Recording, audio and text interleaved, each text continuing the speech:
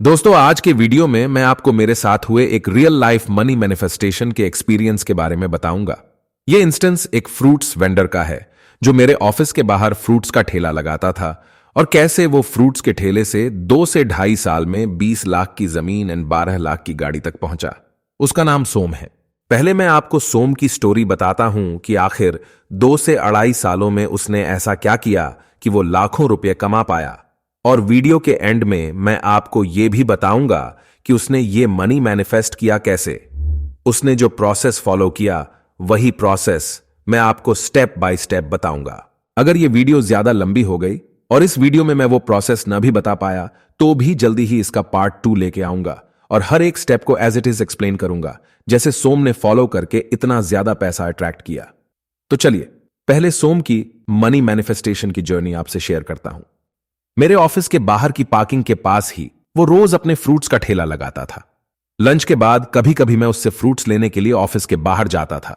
मेरे ऑफिस के आसपास और भी कई ऑफिसेज हैं और उन सबको मिला के वहां की एम्प्लॉय स्ट्रेंथ अराउंड 7 से 8 हजार है। उनमें से काफी लोग कभी कभी सोम से फ्रूट्स लेने के लिए आते रहते थे। एक दिन मैं सोम से फ्रूट्स खरीदने के लिए उसके पास गया। वो काफी सैड था। मैंने पूछा, क्या हुआ सोम, इतना सैड क्यों लग रहे हो?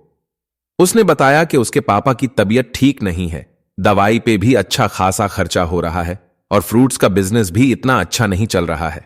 मैं रोज सुबह 4 बजे उठ के सब्जी मंडी जाता हूं, अच्छे फ्रूट्स चूज करके लाता हूं, लेकिन फिर भी अच्छी बिक्री नहीं हो रही है, इसलिए पैसों की भी तंगी चल रही है। उन दिनों मैं law of attraction, power of subconscious mind and money manifestation पे बहुत सी बुक स्टडी कर रहा था और मुझे यूनिवर्स की इन पावर्स पर बहुत भरोसा हो रहा था। तो मैंने सोचा क्यों ना मैं ये सोम के साथ भी शेयर करूं, हो सकता है ये सोम के लिए भी काम कर जाए। ये सोचकर मैंने सोम को उन टेक्निक्स के बारे में बताया जो मैंने बुक्स में पढ़ रखी थी और उसे कुछ अच्छे वीडियोस भी दिखाए और उससे यह भी कहा कि ये वीडियोस सिर्फ देखने ही नहीं है बल्कि इन टेक्निक्स को प्रॉपर्ली सीखना एंड फॉलो भी करना है। उस वक्त पता नहीं सोम को वो बात कितनी समझ आई, पर उसने कहा, ठीक है भैया, मैं ये सीखने की ट्राई करूंगा। इस बात को लगभग 2 से 2.5 साल बीत गए थे और मैं भी इसे भूल गया था।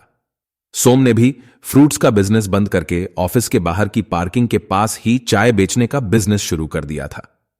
मैं और मेरे बहुत से कॉलीग्स दिन में 2-3 बार उसके पास चाय पीने जाया करते थे।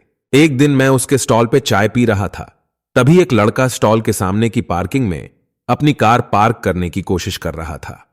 2 कारों के बीच पार्किंग की जगह थोड़ी कम थी, इस वजह से वो 2-3 बार अपनी कार को आगे पीछे करके पार्क करने की कोशिश कर रहा था।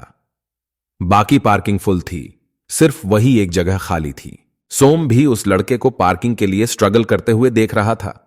2-3 बार कार को आगे पीछे करने पर भी जब कार ठीक से पार्क नहीं हो पा रही थी, तभी सोम ने अपनी पॉकेट से बगल में खड़ी वॉल्क्सवैगन वेंटो कार की चाबी निकाली और उसे थोड़ा सा सीधा पार्क करके उस लड़के के लिए पार्किंग की जगह बनाई।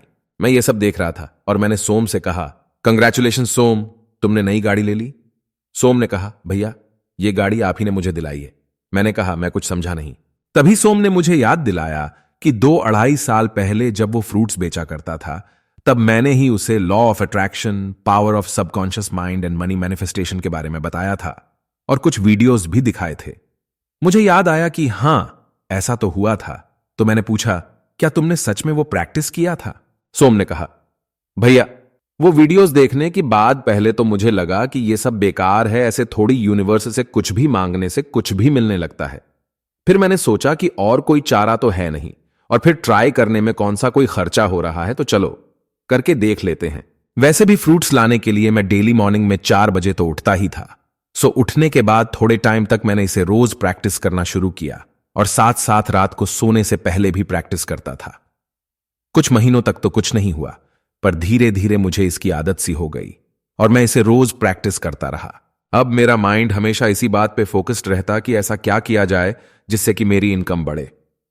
ये सब करते करते मेरे माइंड में ये बात आई कि जहां मैं फ्रूट्स बेचता हूं वहां पर करीब करीब 7 से 8 हजार लोग डेली ऑफिस आते हैं, तो फिर अच्छा फुटफॉल होने के बाद भी क्यों मेरे फ्रूट्स जितना बिकने चाहिए उतना नहीं बिकते। और जब मैंने ध्यान से सोचा तो पाया कि ऑफिस टाइम पे लोग सिर्फ उतने ही फ्रूट्स खरीदते हैं जो उन्हें उसी टाइम पे खाने होते हैं, जैसे 1 या 2 एप्पल ले लिए और वहीं गेट के बाहर खा के वापस ऑफिस के अंदर चले गए। कोई भी 2-3 किलो खरीद के थैला ऑफिस के अंदर ले जाना पसंद नहीं करता था।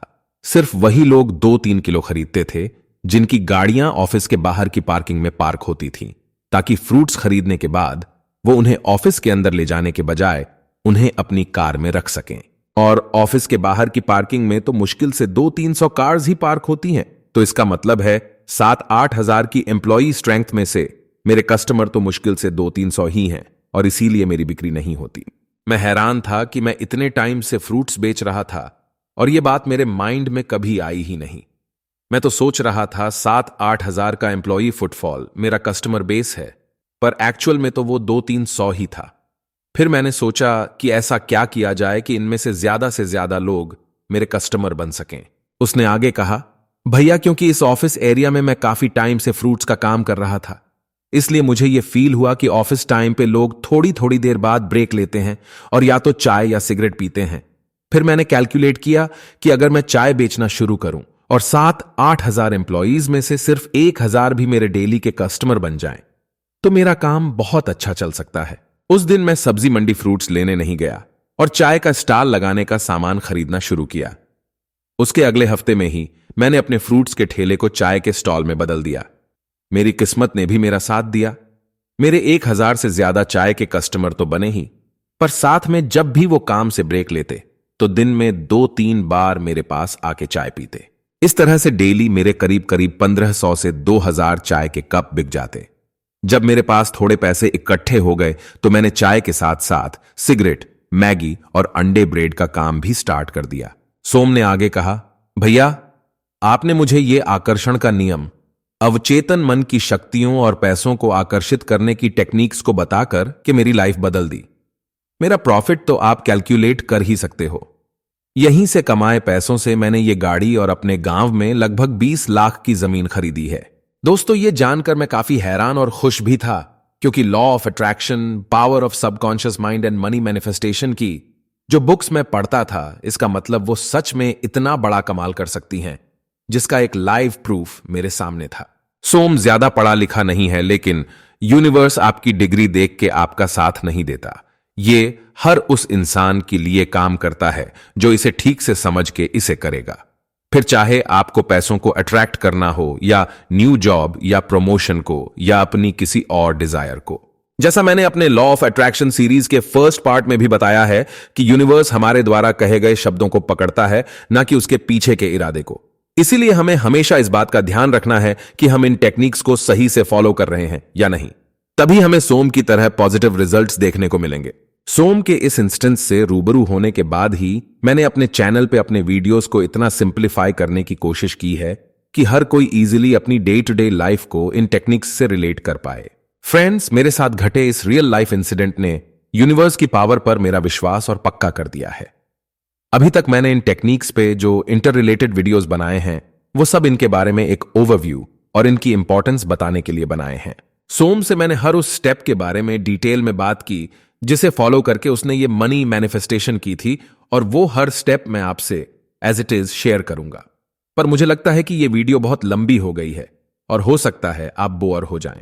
लेकिन जैसा कि मैंने वीडियो के शुरू में ही आपसे प्रॉमिस किया था, मैं जल्दी ही इसका पार्ट 2 लेकर के आऊंगा और पूरी प्रोसेस स्टेप बाय स्टेप आपके साथ शेयर करूंगा। तब तक अपना ख्याल रखिए और खुश रहिए। और अगर ये वीडियो आपको पसंद आई हो तो लाइक एंड सब्सक्राइब करना मत भूलना, एंड बेल आइकॉन को भी प्रेस कर देना, ताकि जैसे ही मैं इसका नेक्स्ट पार्ट अपलोड करूं आपको उसकी नोटिफिकेशन मिल जाए। Thank you very much.